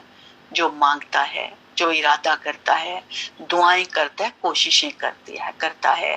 تو تم سمجھ ہی نہیں رہے تو پھر تمہیں میری نصیحت، یہ ہدایت، یہ نعمت کیسے فائدہ دے سکتی ہے؟ ان اردت ان انصح لکم اگر میں ارادہ کروں یہ کہ میں خیر خواہی کروں تمہاری، میں جتنا بھی چاہوں میری خیر خواہی تمہیں فائدہ نہیں دے گی، کیونکہ تم فائدہ لینا نہیں چاہتے، تم سن ہی نہیں رہے، سمجھ ہی نہیں رہے، غور ہی نہیں کر رہے، پہچان ہی نہیں رہے، مان ہی نہیں رہے، تو تم کیسے نصیحت میری جو ہے، جو ہدایت ہے، اس سے فائدہ اٹھا سکتے ہو؟ فرمایا ان کان اللہ یرید ان یغویکم اگر ہے اللہ چاہتا یہ کہ وہ گمراہ کر دے تم کو، کہ میں تمہارے لیے خیر خواہی کروں، اگر اللہ چاہے میں تمہارا فائدہ نہیں کر سکتا جب تک اللہ نہ چاہے۔ ہوا ربکم وہ تمہارا رب ہے، وَإِلَيْهِ ترجعون اور اسی کی طرف تم لوٹائے جانے والے ہو۔ لوٹائے جانے کی بات کس لیے کی؟ اس لیے کہ پھر وہ تم کو بتائے گا کہ تم کیا کر کے آئے ہو، یعنی مجھے جھٹلانا کوئی معمولی بات نہیں ہے، مجھے جھٹلانا نہیں ہے، تم دراصل مجھے نہیں جھٹلا رہے، تم اپنے رب کو جھٹلا رہے ہو، اپنے رب کی ہی مان رہے ہو، اور رب ہے تمہارا جس کی طرف تمہیں واپس جانا ہے۔ اگر تم نے اس کی بات مانی تو ایک دن اسی کے حضور حاضر ہو کر تمہیں جواب دینا ہوگا، تو پھر اپنا انجام سوچ لو، کیونکہ تم نے الیہ ترجعون اس کی طرف لوٹ کر جانا ہے۔ پھر اپنا انجام سوچ لو کہ یہاں پر بات نہ مانی، اللہ کی بات اور اللہ کی ہدایت کے مطابق زندگی نہ گزاری، تو پھر اپنا انجام سوچ لو، کیونکہ لوٹ کر تو جانا ہے۔ فرمایا ام یقولون نفترا یا وہ کہتے ہیں اس نے گھڑ لیا اس کو۔ کون کہتے ہیں؟ قوم نو کہتی ہے اس نے گھڑ لیا اس کو۔ کس کو گھڑ لیا؟ کلام کو، کتاب کو جو انہوں نے پیش کیا۔ فرمایا کل کہہ دیجئے انی افتریت اگر میں نے گھڑ لیا اس کو فعلی اجرامی تو مجھ پر میرا جرم ہے، یعنی جرم کا نتیجہ اب ختم، جرم کا وبال اب آ گیا سزا کے معنوں میں، یعنی اس جرم کو گھڑنے کا جو وبال ہے وہ مجھ پر آ جائے گا اگر میں نے خود سے گھڑا ہے۔ فرمایا وانا اور میں بری ہوں مما اس سے جو تجرمون تم جرم کرتے ہو، جو تم آج غلط کر رہے ہو کل تم کو اس غلطی کی سزا مل کر رہے گی اور تمہاری پکڑ ہوگی۔ آج تم یہ کہہ کر مجھے خود کو مطمئن کر رہے ہو کہ میں نے یہ سب کچھ من گھڑت پیش کیا ہے، لیکن تمہیں پتا چل جائے گا۔ یہاں سے کیا بات پتا چلتی ہے کہ ہر انسان اپنے عمل کا خود جواب دہ ہے، ہم نے کسی کے عمل کا جواب نہیں، اپنے عمل کا جواب دینا ہے۔ اس لیے اصلاح کی کرنے کی ضرورت اس کی زیادہ ہے، اپنے آپ کی۔ فرمایا وَأُوحِیَ اور وحی کی گئی اِلیٰ طرف نوح علیہ السلام کے۔ جب دن رات نوح علیہ السلام نے سمجھایا اور لوگ نہیں مانے، اور اس قوم میں سے جنہوں نے مانا وہ چھانٹ لیے گئے، تو اللہ تعالیٰ نے اب فیصلہ کر لیا کہ نہ ماننے والوں کو اب ختم کر دیا جائے، اب ان میں سے کوئی ایمان لانے والا نہیں۔ تو نوح علیہ السلام کی طرف وحی کی گئی۔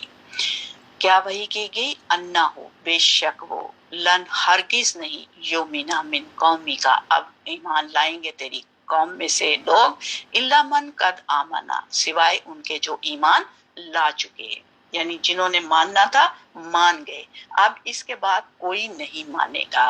فرمایا فلا تبتئس، تو تم غم نہ کرو، بیما کانو یا فلون، ساتھ اس کے جو انہوں نے کیا، تم ان باتوں پر غمگین نہ ہو کیونکہ اب ان کی شامت آنے والی ہے۔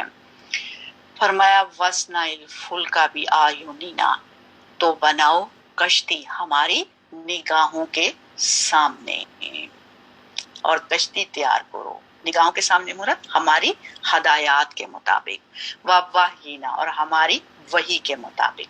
تفسیر طبری میں آتا ہے کہ کشتی کی لمبائی 80 ہاتھ، چوڑائی 50 ہاتھ اور اونچائی 30 ہاتھ، اور 3 منزلہ کشتی تھی۔ سب سے نچلی منزل جانوروں کے لیے تھی، یعنی گائے بھینس وغیرہ، اور اس طرح کے جانور جو تھے اینیملز کے لیے۔ درمیان والی جو منزل تھی وہ انسانوں کے لیے، اور اوپر والی جو منزل تھی وہ پرندوں وغیرہ کے لیے۔ اور کشتی جو تھی وہ ایک پردے سے چاروں طرف ڈھکی ہوئی تھی، اور اس کشتی کو بنانے میں کئی سال لگے۔ وَاصْنَعِ الْفُلْكَ بِأَعْيُنِنَا وَوَحْیِنَا وَلَا تُخَاطِبْنِی فِی الَّذِینَ ظَلَمُوا، اور نہ تم مخاطب کرو مجھ کو ان لوگوں کے بارے میں جنہوں نے ظلم کیا، کہ اب ان سے عذاب دور کر دیا جائے۔ یعنی جب ان پہ عذاب آئے تو اس وقت یہ نہ کہنا کہ نہ آئے عذاب۔ کیوں؟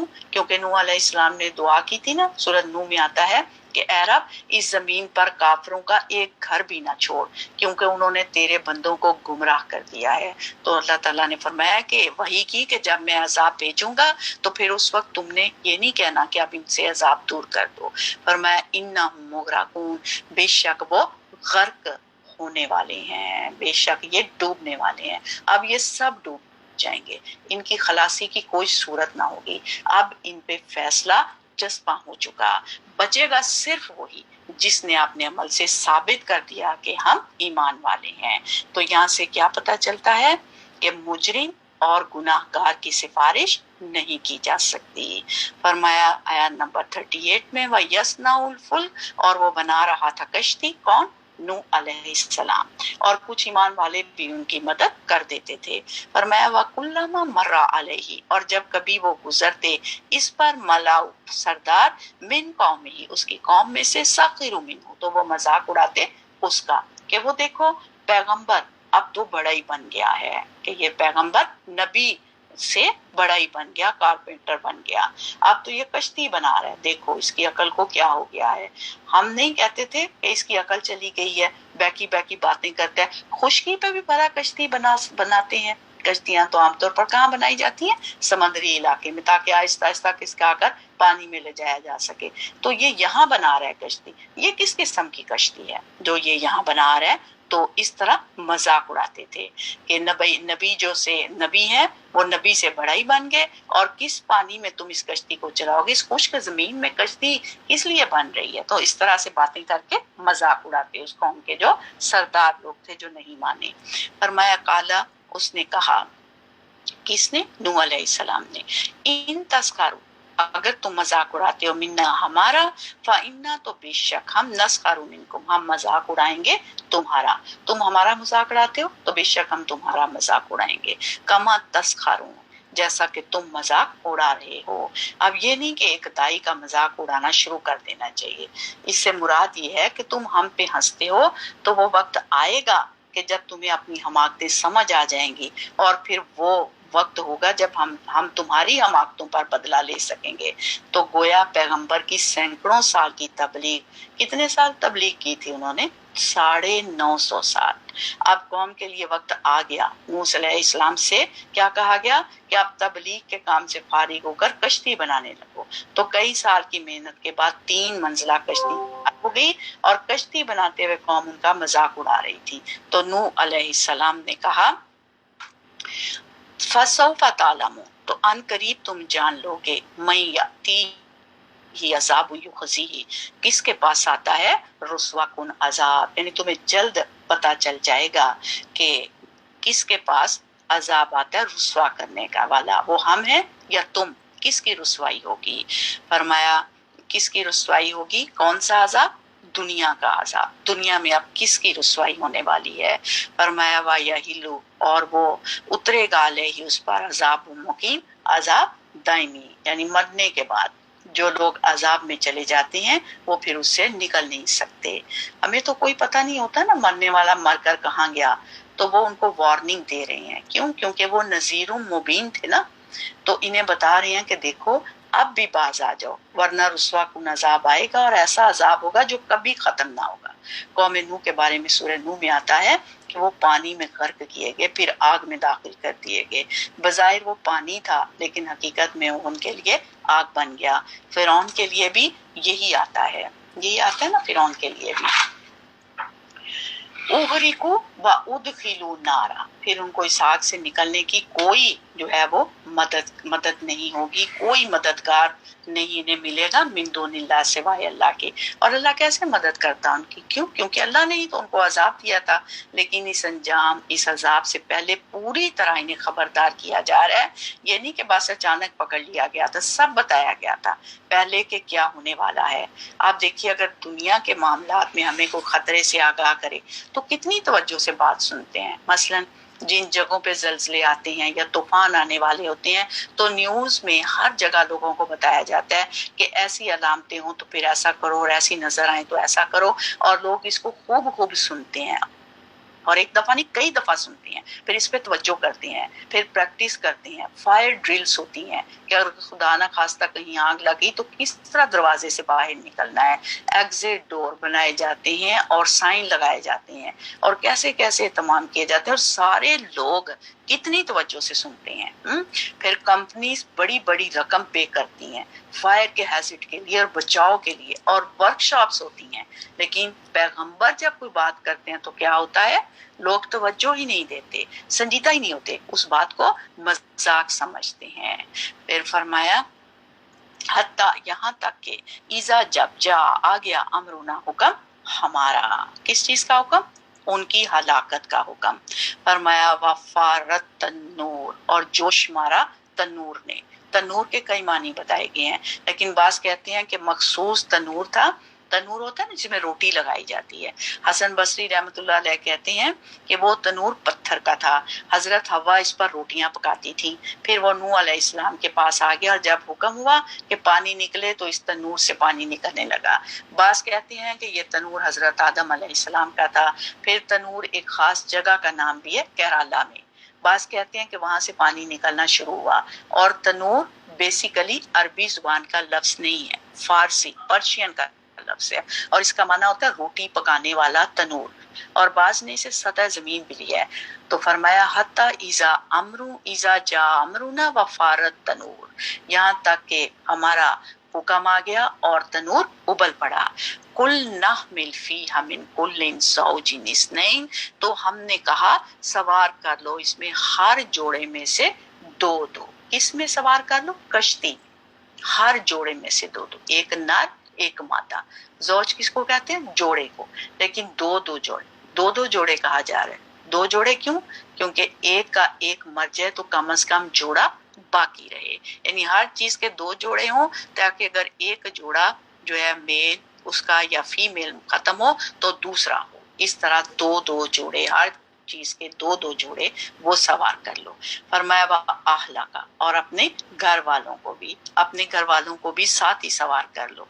इल्ला मगर मन साबा का, जिस पर गुजर चुकी अलैहिल कौलू, जिस पर बात, यानी घर वाले में से अपने बेटे कुनान और बीवी के अलावा सबको सवार कर लो। जिस पर गुजर चुकी बात, यानी जिस पर सजा का फैसला हो गया, उनके अलावा सबको सवार कर लो। सबका अलैहिल कौल वमन आमना, और जो ईमान लाया, और बाकी कौम के ईमान वालों को भी, और एनिमल्स वगैरह में से भी दो जोड़े। फरमाया वमा आमना माआहु इल्ला कलील, और नहीं ईमान लाए साथ इसके मगर बहुत थोड़े, बहुत कम ईमान लाए थे। ईमान वाले थोड़े थे। कितने? 80 लोग। कहा जाता है कि 950 साल तबलीग की थी हजरत नूह अलैहिस्सलाम ने, तो सिर्फ 80 लोग ईमान लाए। ईमान वाले थोड़े क्यों होते हैं? थोड़े क्योंकि अल्लाह के हुक्मों को मानने के लिए, ईमान लाने के लिए नफ्स पर اپنے عیش و عشرت پر، گھر والوں پر زد پڑتی ہے۔ جب اللہ کی محبت غالب آتی ہے نا تو سب پیچھے چلے جاتے ہیں۔ ایمان کو ایک دفعہ ثابت کرنا پڑتا ہے اپنے عمل سے۔ اگر ایمان کے مقابلے میں نفس آ جائے تو ایمان کامل نہیں۔ اگر ایمان کمزور ہے تو کوئی عمل بھی قبول نہیں۔ جیسے عمارت ہے، عمارت کی بنیاد اگر مضبوط نہیں تو وہ عمارت زیادہ دیر ٹھہر نہیں سکتی، وہ گر سکتی ہے، ڈھہ سکتی ہے۔ لیکن اگر عمارت کی بنیاد مضبوط ہے تو وہ عمارت زیادہ عرصہ رہے گی۔ مضبوط بنیاد عمارت کی مضبوطی بنتی ہے، کمزور بنیاد عمارت کے لیے کمزور ثابت ہوتی ہے۔ تو اسی طرح مضبوط ایمان جو ہے نا، ایمان کامل، وہ اگر مضبوط ہے تو وہ پھر انسان اللہ کے حکموں کو یا اللہ کے بتائے ہوئے طریقے سے خود کو ہٹاتا نہیں ہے۔ لیکن اگر ایمان کمزور ہے تو پھر کوئی بھی انسان عمل اللہ کے مطابق، اللہ کے حکم کے مطابق نہیں کر سکتا۔ اور ہمارے ایمان کو کمزور کرنے والی چیزوں میں کیا آتا ہے؟ ہمارا نفس اور ہمارا عیش و عشرت اور ہمارے گھر والے۔ اور اس کو مضبوط کرنے میں بھی کیا آتا ہے؟ ہمارا نفس اور اللہ کے حکم۔ سب سے کمزور ہمیں ہمارا نفس کرتا ہے۔ اگر ہمارا نفس جو ہے نا، اسی لیے نبی صلی اللہ علیہ وسلم کی حدیث ہے نا، آپ صلی اللہ علیہ وسلم نے فرمایا کہ معبودوں میں سے سب سے برا معبود نفس ہے، جس کی پوجا کی جاتی ہے۔ تو اس لیے ایمان جو ہے وہ لانے والے تھوڑے ہوتے ہیں، کیونکہ پھر بہت ساری قربانیاں دینی پڑتی ہیں اللہ کے حکموں کو ماننے کے لیے۔ فرمایا وَقَالَ ارْكَبُوا فِيهَا، اور کہا اور ہوا یہ تھا کہ جب کشتی تیار ہوگی تو اللہ کے حکم سے طوفانی ہوائیں چلنے لگی، زمین سے بھی پانی پھوٹ پڑا اور اوپر سے بھی مسلسل بارش ہونے لگی، اور اتنا پانی جمع ہوا کہ پہاڑوں کی چوٹیاں ڈوب گئیں۔ سوچئے ذرا، عام طور پر بارشیں ہوتی ہیں تو پانی کہاں جاتا ہے؟ ادھر ادھر بہہ جاتا ہے نا، زیادہ سے زیادہ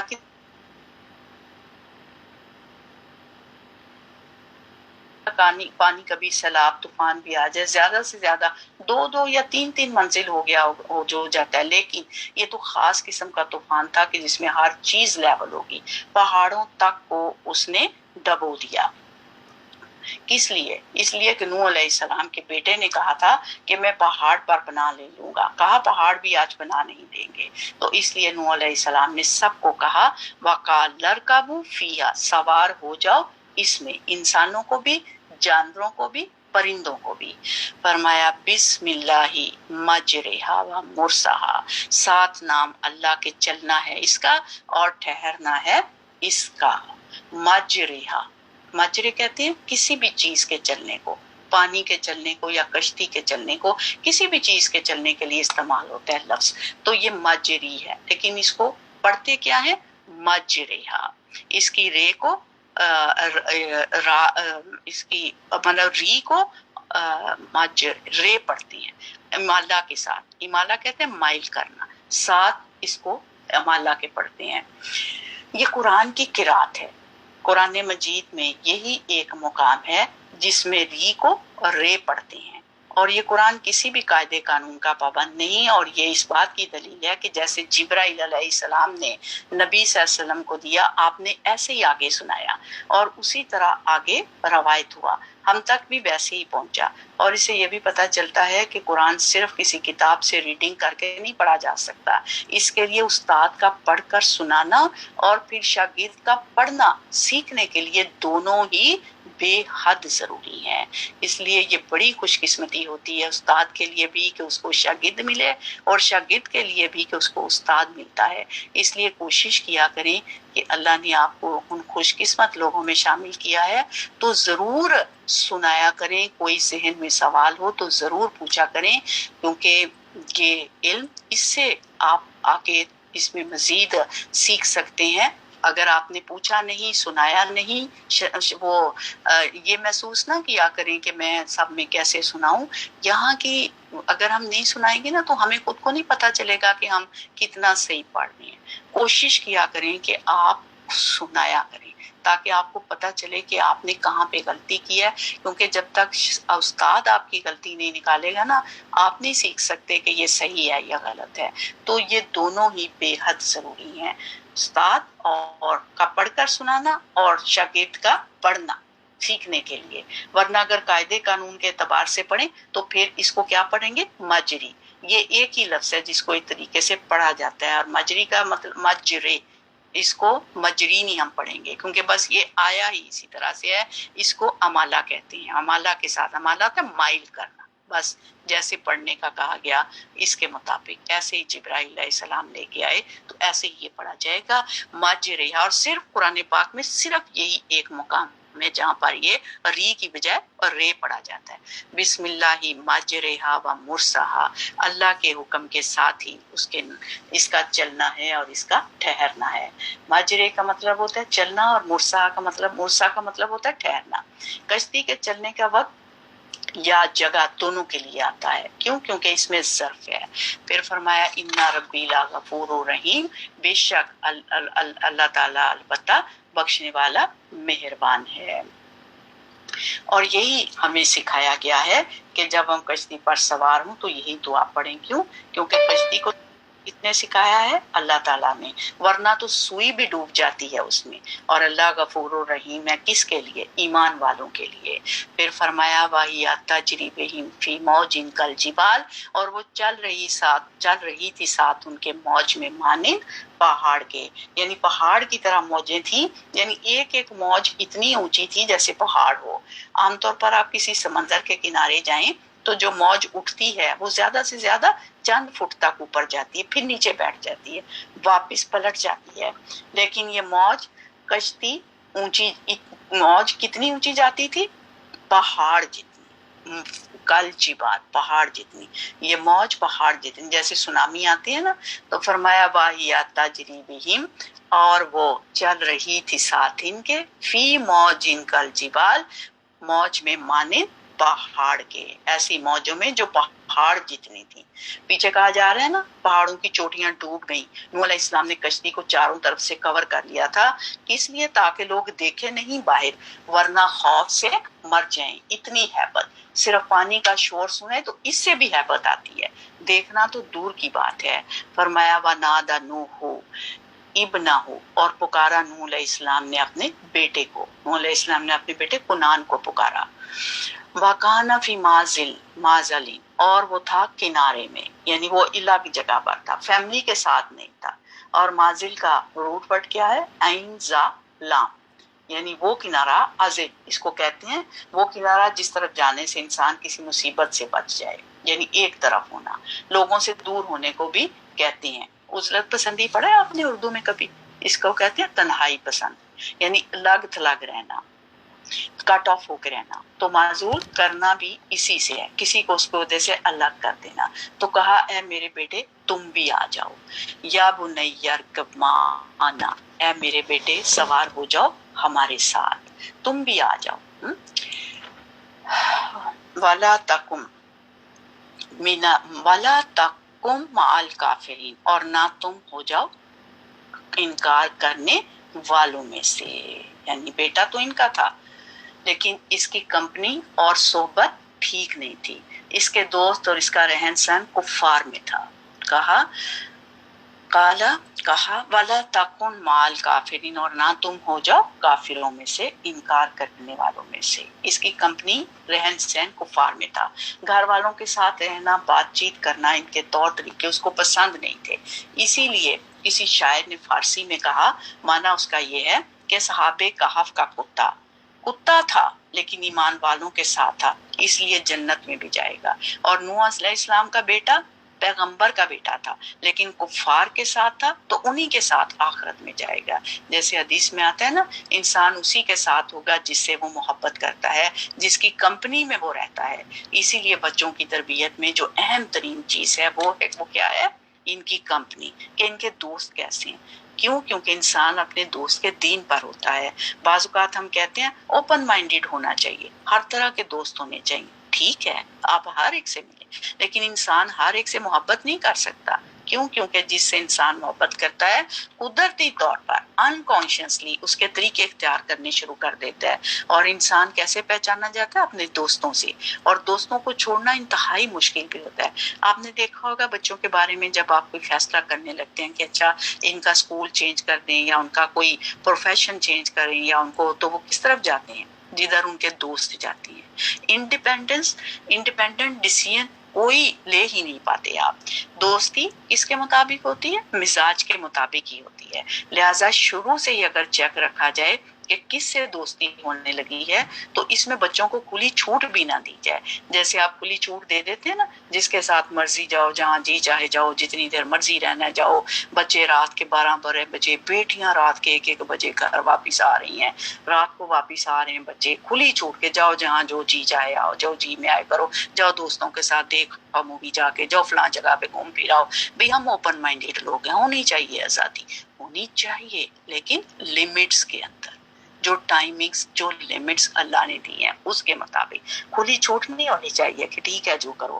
آپ جس بھی معاشرے میں رہتے ہوں گے وہاں 2 طرح کے لوگ ہوں گے.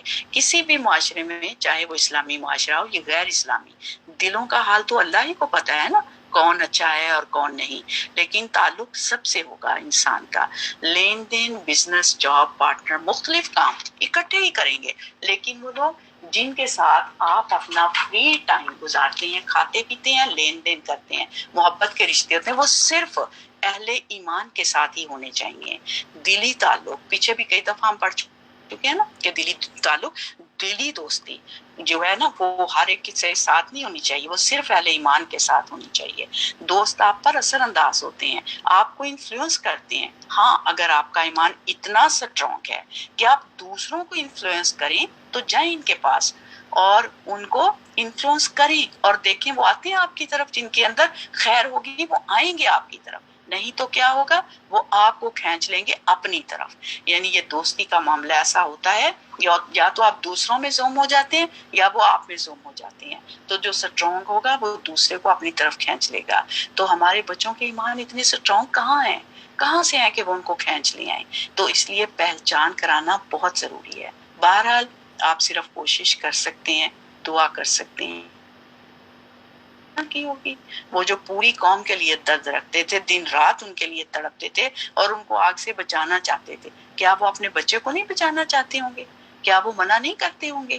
کیا وہ نہیں روکتے ہوں گے؟ سب کچھ کرتے ہوں. لیکن ہدایت تو اللہ کے ہاتھ میں ہے، اللہ کے ہاتھ میں ہے نا.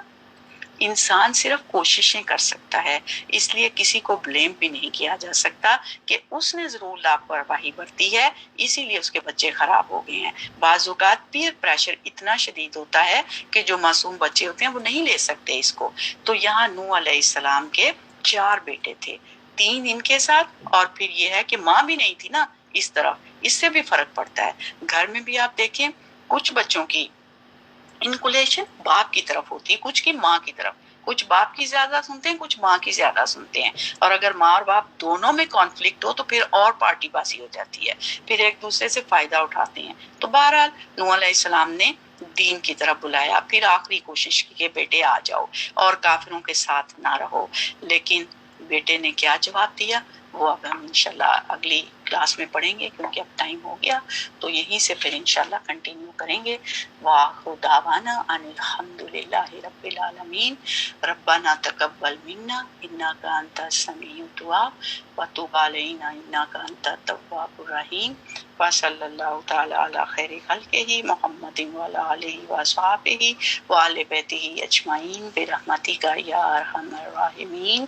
سبحانک اللہم وبحمدک نشہد ان لا الہ الا انت نستغفرک ونتوب الیک.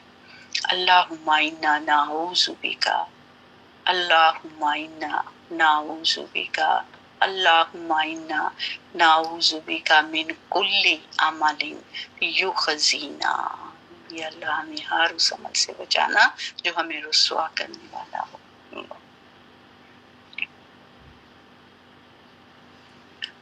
وآخر دعوانا ان الحمدللہ رب العالمین. جزاکم اللہ خیرا کثیرا. السلام علیکم ورحمۃ اللہ وبرکاتہ. آپ کو کوئی بھی کویسچن ہو، سمجھ نہ آ رہی ہو تو پلیز آپ پوچھ لیا کریں کویسچن کر کے یا زوم کلاس میں. تو بیچ میں اگر کوئی کنفیوژن ہو تو اس کو ضرور پوچھا کریں. اللہ آپ سب کا حامی و ناصر ہو، ہمیشہ خوش و خرم رہیں اور اللہ کی رحمتوں، برکتوں اور عافیت کے سائے میں رہیں. فی امان.